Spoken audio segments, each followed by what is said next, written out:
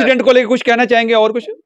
और ये टोटल जो है नेग्लिजेंसी ऑफ एडमिनिस्ट्रेशन है, बस इससे ज्यादा मैं कुछ नहीं कहूंगा। Thank you sir, thank you so much. इधर पहले दुखद समाचार लेकर के लाइव चले थे और लाइव चलने का हमने अपने दर्शकों से वादा किया था कि प्लीज़ हम आपको जैसे ही हमारे पास अपडेट आती है, जहाँ कोई हमारे जो लीडर साहबान को बीडीसी डीडीसी कोई भी हमारे कंटेक्ट में आता है, तो हम आपके साथ ऑन ग्राउंड बताएंगे कि ऑन ग्राउंड में एक्चुअली हुआ क्या था और एक्सीडेंट के कारण क्या थे।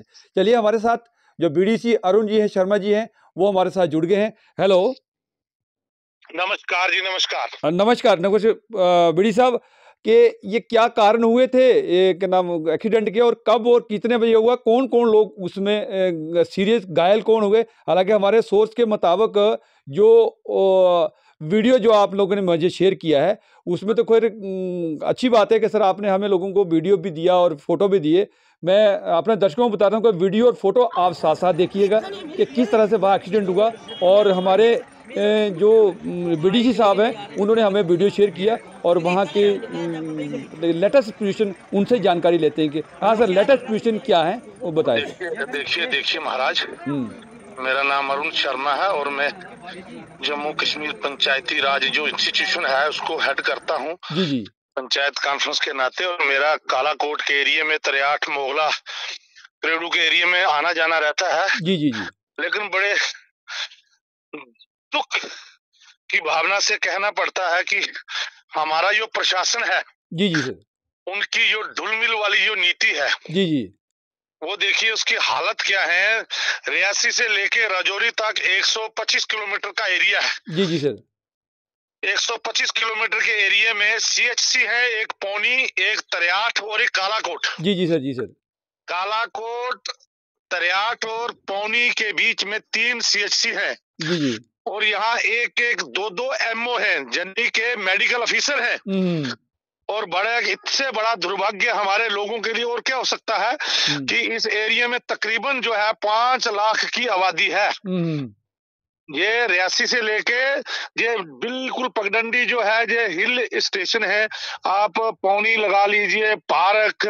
सर इसमें चलो ये तो बाद की बात है, अभी फिलहाल जो क्या उनको प्रॉब्लम आई क्या? वही मैं उसी पे आ रहा हूँ, ये तकरीबन इस 6 महीने के अंदर अंदर जो है चौथा एक्सीडेंट है।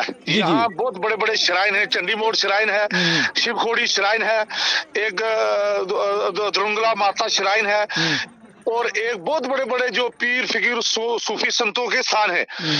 और जहाँ रश रहता है, बड़ी भीड़ भड़का रहता है, और लाखों की संख्या में शिवखोड़ी को यात्रा जाती है।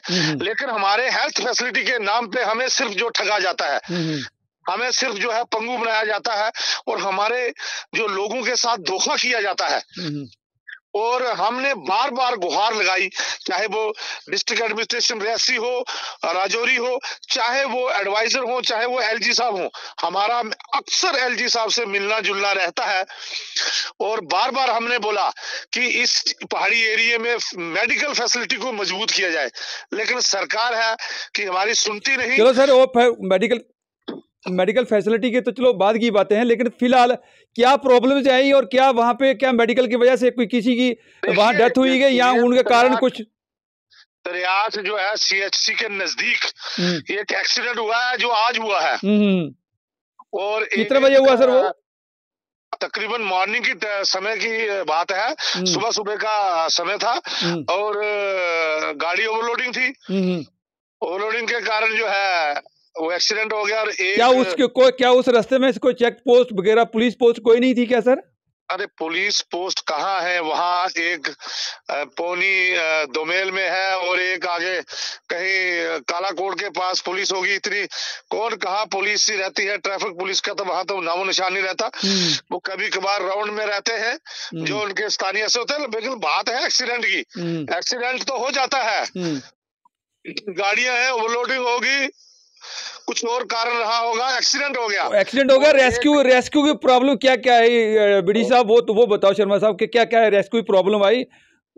प्रॉब्लम है सर, लोगों ने वो सवारियों को लिफ्ट करके नियर बाई तरियाठ सीएचसी में पहुंचाया, लेकिन वहां डॉक्टर ही कोई नहीं था। जो हो वेरी पेशेंट जो है वो सीरियस थे, उनको जम्मू पहुंचाया गया, और एक नौजवान की डेथ हो गई है। और बड़े अब क्या करें, बड़ी अफसोस के साथ कहना पड़ता है उस परिवार के। बाकी वो जो सर इंजर्ड हुए हैं, बाकी जो इंजर्ड हुए हैं उनकी क्या कंडीशन है? उनसे भी कोई ज्यादा सीरियस है कि या नॉर्मली फर्स्ट एड देकर ठीक हो सकते हैं? सीरियस ही है, 10-15 लोग सीरियस है और काफी लोग इंजर्ड हुए हैं, एक की डेथ हुई है और जो सीरियस है उनको जम्मू शिफ्ट किया गया है, क्योंकि यहाँ तो सिर्फ बिल्डिंगें हैं, मेडिकल फैसिलिटी के नाम पे तो कुछ जीरो ही है। और जो और ज्यादा कम सीरियस है उनको सुंदरबनी सब डिस्ट्रिक्ट हॉस्पिटल में शिफ्ट किया गया है। तो इसलिए मेरा जो है उस परिवार के साथ संवेदना है जो जिनकी इस एक्सीडेंट में इस परिवार का सदस्य जो है जिनकी डेथ हुई है और जो सीरियस है।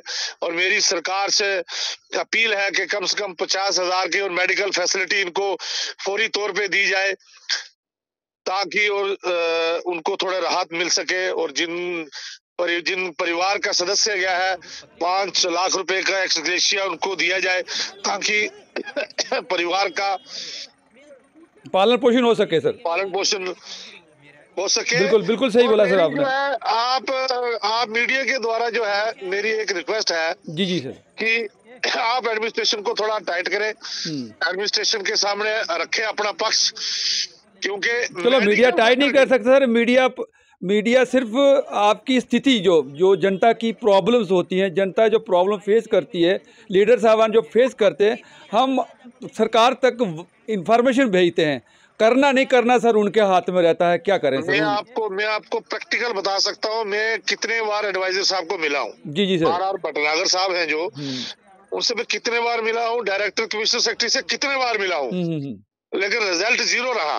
कहीं ना कहीं नेग्लिजेंसी ऑफ एडमिनिस्ट्रेशन। सर आप कौन से पार्टी से रखते हैं? राजनीति का समय नहीं है इस वक्त, लेकिन इस वक्त दुखद समाचार है, और दुखद समाचार के साथ सर अब आगे की क्या सर फिलहाल तक क्या प्रॉब्लम आ रही हैं, जो पेशेंट पहुंच गए हैं हॉस्पिटलों में, या अभी भी कुछ रास्ते में चल रहे हैं? अगर देखिए अगर मैं पार्टी पॉलिटिक्स के साथ संबंधित हूँ तो मैं इतनी बात तो कह भी नहीं सकता, क्योंकि आजकल तो बैन है, सरकार को क्रिटिसाइज कोई कर नहीं सकता, जो करेगा वो मरेगा।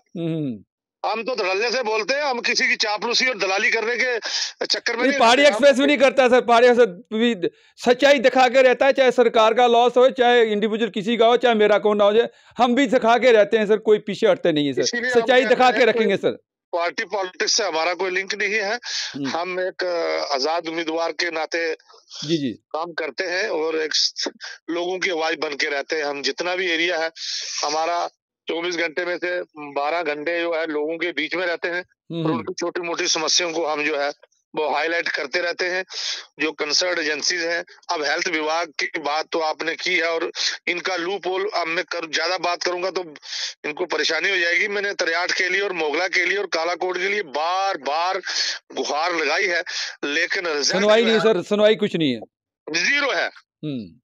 क्योंकि ये बात हम मानते हैं, मीडिया भी इस चीज को मानता है कि जब भी देखिएगा, अभी हम लोगों ने मतलब कि पुलिस से कंसल्ट करने की कोशिश किया, डिटेल्स लेने की कोशिश किया, रजौरी से डिटेल लेने की कोशिश किया, सब कन्नी काट करके इग्नोर मार दिया। ब्यूरो के लोग हैं, कोई दिल्ली से है, कोई बिहार से है, कोई राजस्थान से है, यहाँ तक जब पहुंचते हैं तब तक उनकी ट्रांसफर हो जाती है। तो इसलिए बड़ा मुश्किल है।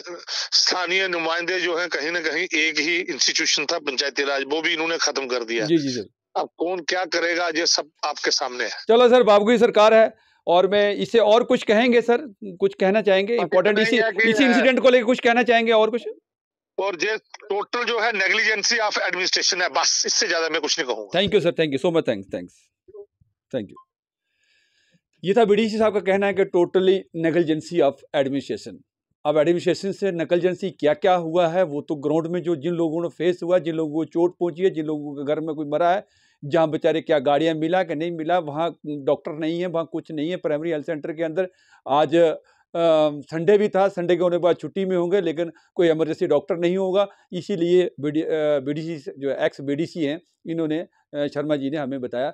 चलिए, हम तो यही कह सकते हैं कि प्लीज़, जो एडमिनिस्ट्रेशन से यही कह सकते हैं कि सरकार से यही कह सकते हैं कि प्लीज़, जो मर गए हैं तो वो तो चले गए हैं, तो चलो वो तो ओम शांति कहने के अलावा हमारे पास कोई पावर नहीं है, लेकिन एडमिनिस्ट्रेशन के पास, सरकार के पास पावर है। उनको थोड़ी बहुत रिलीफ, जो एक्स ग्रेशियस होते हैं उनको थोड़ी सी रिलीफ दिया जाए, घर वालों को, परिवार को, और जो इंजोर्ड हुए हैं, जहाँ जो हॉस्पिटल में पड़े हैं, उनको तत्काल सहायता दिया जाए ताकि वो जल्दी रिकवरी होकर के अपने अपने घर में वापसी करें।